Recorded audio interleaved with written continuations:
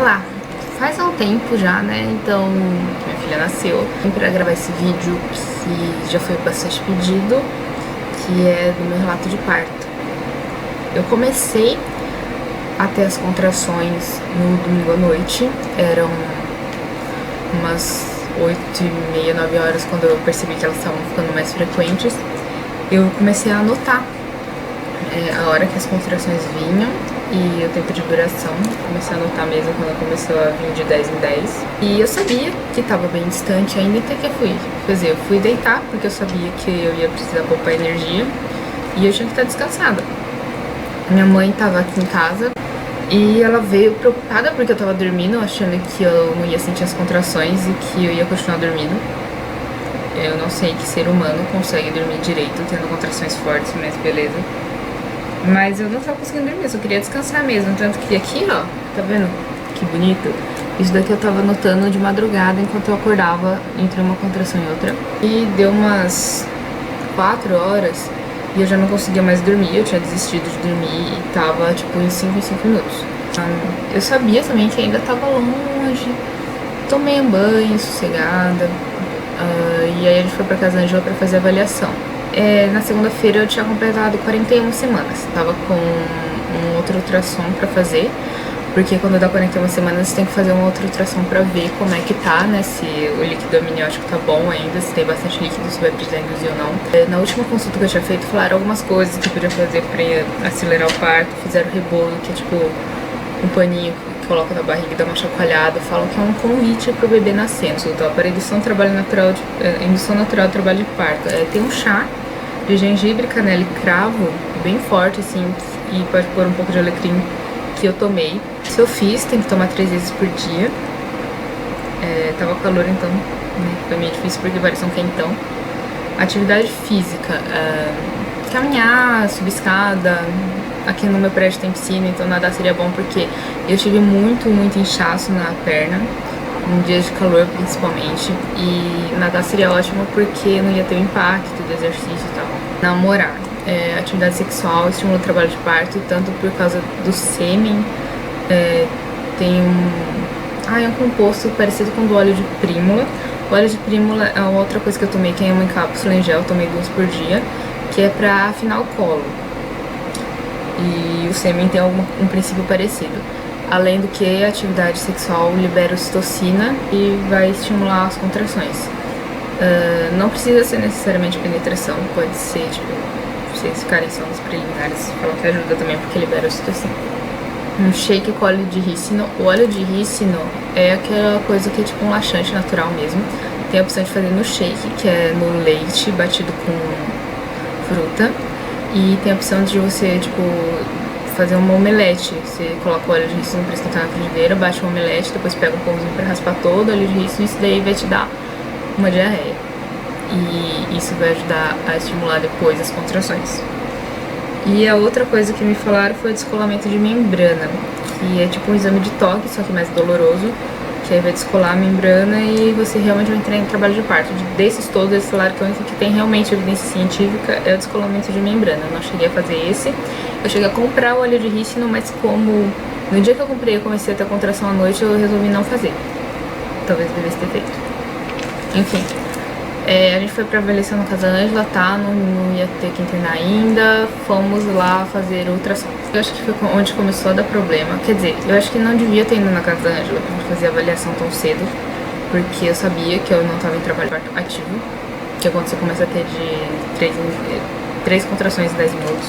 Lá no ultrassom e tava tudo certo. Devia ter voltado pra casa, mas não, fomos lá levar o negócio. Tava tudo certo. Falaram pra eu dar uma volta, sabe, passear. A gente foi no shopping, almoçamos, uma voltinha. A gente tava no caminho do ultrassom pra voltar na casa da Angela pra levar o resultado. Eu percebi que as minhas contrações tinham ficado mais espaçadas. Eu acho que é porque eu passei nervoso. Depois do shopping a gente voltou pra casa e eu tomei banho, pude tirar um cochilo. Eu percebi que voltou a aumentar em intensidade e em frequência. Ficamos em casa. E quando foi umas 8, 9 horas da segunda-feira, a gente voltou pra casa da Angela. Fizeram o cardiotoco, o exame de toque, e eu tava com 5 centímetros de dilatação. Me levaram pro quarto e me colocaram na banheira. pra eu relaxar, conseguir descansar um pouquinho. Quando fizeram o exame de novo, acho que eu tô com 6 centímetros de dilatação. Aí eu passei de observação pra internação. Depois que eu saí da banheira, eu fui ficar um pouco na cama. Eu não fiquei muito bem, tava doendo demais, tava super desconfortável. Percebi que todo o tempo que eu ficava fora da água, eu não tava bem. Aí amanheceu e teve a troca do plantão das obstetrizes. Eu não tava conseguindo comer porque com a dor das contrações eu tava tendo ânsia de vômito. Eu não conseguia engolir, eu tava tomando água, consegui comer uns pedacinhos de melão, fizeram um suco de frutas pra mim e estavam me dando mel de meia hora pra ter um pouco de caloria, pra eu ter energia na hora do parto. Fui pro chuveiro, eu fiz alguns exercícios na bola, na barra, fazendo alguns exercícios, fiquei um pouquinho no banquinho, consegui fazer uns exercícios de agachamento, daí eu voltei pro quarto. Por volta quase meio-dia, eu fui pro chuveiro e tava fazendo lá os exercícios de agachamento e tal, quando a minha bolsa rompeu. E foi tipo, chá! Minha mãe tava comigo no banheiro nessa hora. E eu só vi escorrendo, foi junto com a água do chuveiro, então eu não vi muito a cor que tava. E foi uma coisa que acabou fazendo diferença depois.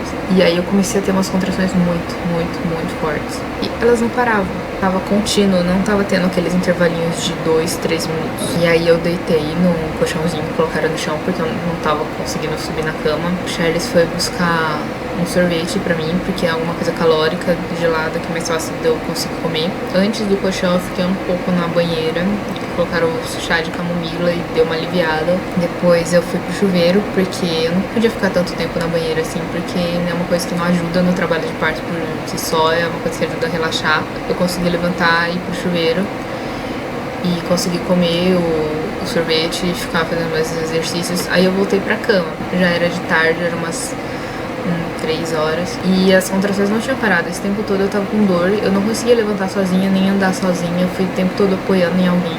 E aí resolveram fazer o cardiotoco e outro exame de toque pra ver como que tava a minha dilatação. Eu tava com 8 ou 9 centímetros, tava quase lá, só que viram que tinha mecônio. E aí a minha mãe falou pra obstetriz que a água da bolsa, quando tinha rompido, tava um pouquinho marrom. E eu não vi isso porque tava no chuveiro, porque escorreu tudo, não deu tempo de eu ver. Tipo, eu senti estourar, aí quando eu olhei já tava indo embora.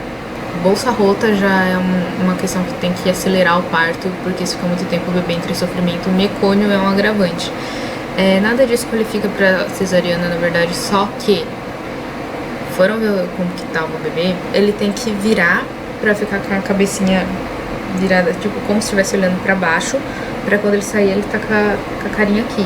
A Erika, ela tava virando ao contrário, e ela ficou com o bracinho preso, e ela não conseguia terminar a volta. Eu tava com esse negócio de cardiotoco, e realmente as contrações estavam ininterruptas e bem fortes, porque tem uma medição pra ver meio que a intensidade, a dor, e uma agulhinha, e a agulhinha tava, tipo, saindo da linha.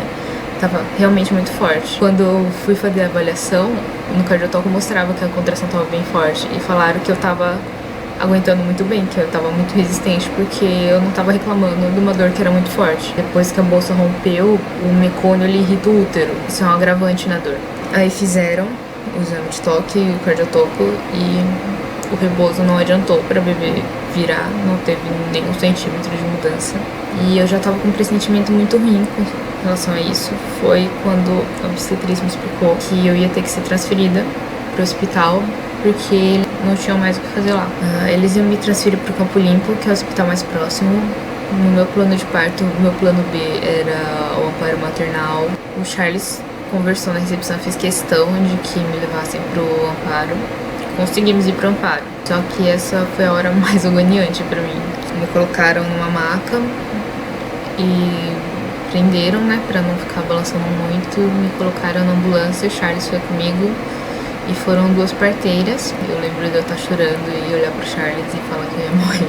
Agora eu consigo achar graça no quão dramática foi a situação, mas na hora foi bem terrível. Lá chegando no amparo, já tinham avisado que eu ia chegar lá, né? O Charles foi dando entrada nos meus documentos e tal. A médica me avaliou e eu tava com 7 centímetros de dilatação. Eu não sei se o estresse que eu passei fez diminuir a dilatação, não sei se tem disso, porque na casa deles já falaram que eu tava com 8 ou 9 centímetros e lá eu tava com 7. Fizeram outro exame de cardiotopo e tava muito apertada as faixas e as contrações não tinham parado e tava aumentando a dor, cada vez tava doendo mais. Aí me deram um aventalzinho, umas coisas pra eu tomar banho, pra ir pro centro de parto normal. E o Charles me ajudou a tomar banho, a vestir a camisola e tal, e me levaram pro meu quarto, ele ficou comigo o tempo todo. Bastante gente foi me ver, foi a obstetra, foi me ver, várias enfermeiras. Todo mundo foi muito educado, muito solícito, muito paciente comigo. Me colocaram na ocitocina pra ver se eu tinha dilatação, porque ainda falaram que eu ia conseguir ter o parto normal, porque lá eles não fazem desnecessárias. O Charles estava lá comigo, ele conversou bastante comigo. Eu tava desistindo já. E ele disse que se os médicos e as enfermeiras, todo mundo tava falando que eu conseguia ter um parto normal, é porque eles sabiam do que eles estavam falando e eu ia ter força pra chegar até o final. Só que me examinaram depois de 1 hora e eu tava com 8 centímetros. Tinha dado 1 centímetro em 1 hora. Beleza, aí falaram que iam dar mais 1 hora. Nisso veio uma comidinha lá pra eu comer, eu não consegui comer, só consegui comer gelatina e tomar suco. Aí me avaliaram de novo e eu continuava com 8 centímetros. Aí a médica falou que não tinha jeito, ia ter cesárea, porque no cardiotopo o bebê já tava ficando taquicárdico. Foi isso, vieram me preparar pra cesárea. Esse foi o único momento que eu não me senti tão bem tratada, porque a moça tava me acelerando. E eu fiquei tipo, eu falei pra ela, eu não tô fazendo isso porque eu quero, eu tô com dificuldade pra me mover porque eu tô com muita dor. E ela me colocou na cadeira de rodas, o Charles teve que seguir um outro caminho lá pra ele se preparar, colocar o aventalzinho, a roupinha dele. Eu tava com febre já, aí tiveram que me dar um antibiótico, alguma coisa assim pra combater a febre. Me colocaram lá naquela mesa de cirurgia e tava muito frio, eu tava tremendo e eu não conseguia me mexer direito. E a moça foi aplicar anestesia nas costas e eu tinha que fazer tipo assim pra ficar as costas, pra ela ver as vértebras, pra ver onde aplicava. E eu não conseguia fazer nem isso. Aí a moça pegou e me segurou, assim, a mesma moça que ficou me acelerando. Falou, se você não colaborar, não vai conseguir te ajudar. Conseguiu aplicar a anestesia e foi tipo, quase imediato. Foi passando assim uma sensação de dormência, me deitaram. Dessa parte eu já não vi mais muita coisa, porque colocaram o avental assim e eu não vi a Erika sair de mim nem nada. O Charles chegou, ficou comigo lá do meu lado e tal, e ele pediu se podia ver a Erika saindo. Aí falaram, mas é meio forte, você aguenta ver? Aí eu falei, não tem problema não. Ele ficou, tipo, lá no meu pé. Até lembro quando abriram a minha barriga, uma das médicas olhou e falou assim, ai, que bonitinho. Nossa, né, já tá bonitinho aí, beleza. E o Charles viu tirarem ela, falou que ela já tava de olho arregalado. Limparam ela um pouquinho e já mostraram ela pra mim. Eu sei que quando tiraram da minha barriga, eu ouvi o choro dela, eu comecei a chorar. Colocaram ela um pouquinho assim, aquecido. Lembro de ter sentido o cheiro, depois que me cortaram, eu senti um cheiro de queimado, porque tava cauterizando. Depois eles me costuraram e tal, limparam tudo, e aí me deram parabéns e tal. Aí fiquei sozinha com o Charles na sala de cirurgia. Só que aí ele teve que sair pra dar notícia que tinha corrido tudo bem pra minha família, que eles estavam esperando na recepção. Eu acho que eu devo ter cochilado, devo ter dormido, porque quando eu acordei, tava uma moça tinha voltado pra ver se tava passando o efeito da anestesia pra me levarem pra uma outra sala. E lá me colocaram numa outra cama e colocaram a Erika pra mamar. Eu não sei se isso foi dentro da primeira hora de vida, eu acredito que tenha sido. Só aí que eu tive ela nos meus braços mesmo, que eu senti que eu era a mãe dela. Passado um tempo, levaram a gente pro quarto junto, o quarto é compartilhado, era eu e mais uma mãe, e a gente tinha as nossas bebês o tempo todo do nosso lado. Fiquei 2 dias internada no amparo, tomei banho durante a madrugada. Foi muito agoniante pra mim sentir os pontos, os fios do corte. Eu sabia desde o tempo todo que podia não dar certo o meu plano de parto, que podia ser que eu não tivesse parto natural ou normal. é uma coisa que todo mundo tem que estar preparado, porque no final das contas as coisas podem ser diferentes do esperado, mas eu ainda fiquei bem mal com isso por não ter conseguido ter parto normal. Eu ainda não fiz as pazes comigo mesmo por causa disso. Eu fico pensando se tem alguma coisa que eu podia ter feito pra ter sido diferente. Eu sei que se eu pudesse voltar no tempo eu faria algumas coisas diferentes. Não adianta, né, pensar o que poderia ter sido. Eu sei que o importante é que a Erika nasceu bem, nasceu saudável, esperta e linda.